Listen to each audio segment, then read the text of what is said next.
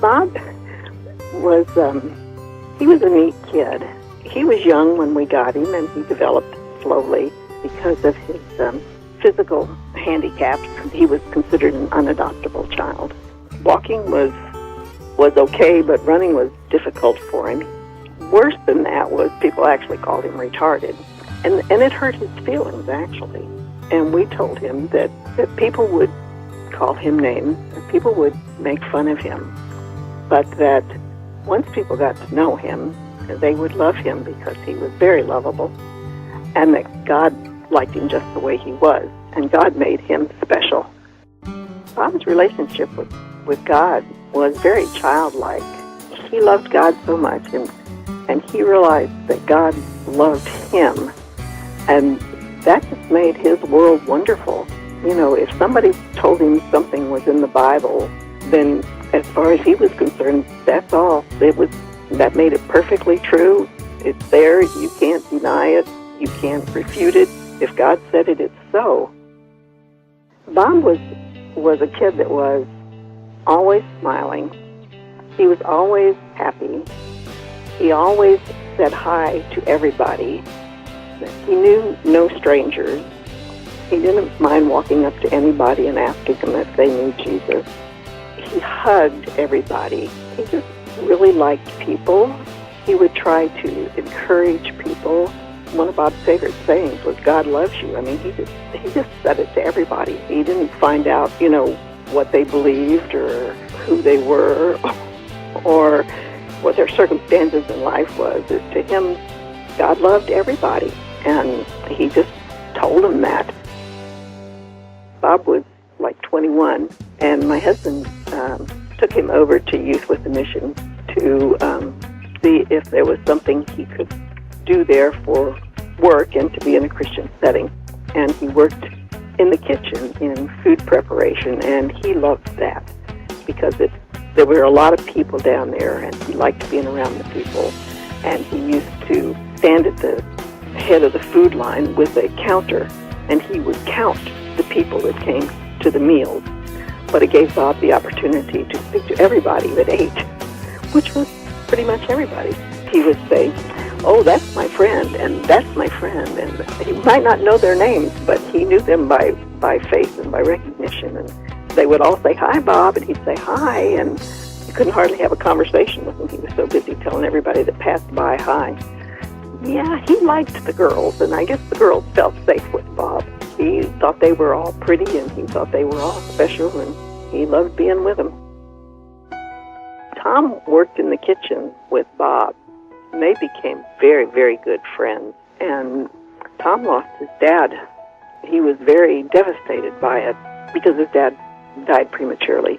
And Bob would call Tom up every day, and his message to Tom was, "Tom, God loves you."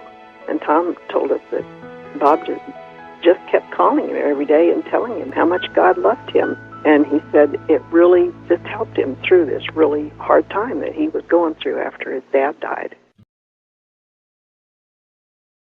One time he and his dad were in the pastures up at the YWAM farm, and they were throwing chicken manure around that had been processed as fertilizer. And so his dad said to Bob, "Bob, if you throw some of that chicken manure on the rocks, it'll make the grass grow up there." And Bob thought about that. He said, "Dad, if that'll make grass grow on the rock, maybe if you put some on your head, it'll make the hair grow up." And my husband just thought that was the funniest thing he'd ever heard. Bob died here in Texas with us, but he had spent 20 years in Hawaii working in the kitchen there. Hundreds of people from all over the world sent email messages to Bob when he was sick, encouraging him, telling how much they missed him, how much they loved him, how they were praying for him, how they were hoping he got well. But Bob was okay with whatever God wanted to do as far as his cancer. If he wanted to take him home to heaven, that was okay with Bob. If he wanted to make him well, that was okay with Bob. I think dying is a very difficult thing for most of us, but Bob had always looked forward to going to be with Jesus because he had limits in his body and in his mind, and he couldn't do everything that all his brothers and sisters did. But he knew that when he got to heaven, he would have a perfect body, and he would not have any limitations. And he always said, I will be so happy when I go to heaven and have a perfect body when I'm with Jesus. I'll be so happy when I can walk and run and drive a car in heaven. I don't really know if there are cars on the streets of gold, but for Bob there was. He didn't struggle to live. He was perfectly happy. You know, if the Lord wanted to take him home at this time, that was okay with Bob. My husband felt like, you know, God really just likes Bob. He shows Jesus to everybody. He doesn't judge anybody. He just accepts who people are and says it's okay and tells them God loves them anyway. Because Bob was so childlike in his faith, my husband felt like he had a relationship with God that he himself would like to have. I think Bob teaches us that every day is a gift from God, and we shouldn't take it for granted that God has given us special gifts and special talents. We need to use them to serve him. Bob didn't have much. He went to school, but he wasn't what you would call an educated person.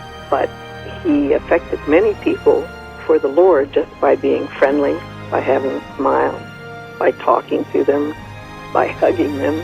We don't have to have special talents or special gifts necessarily to affect people for the Lord.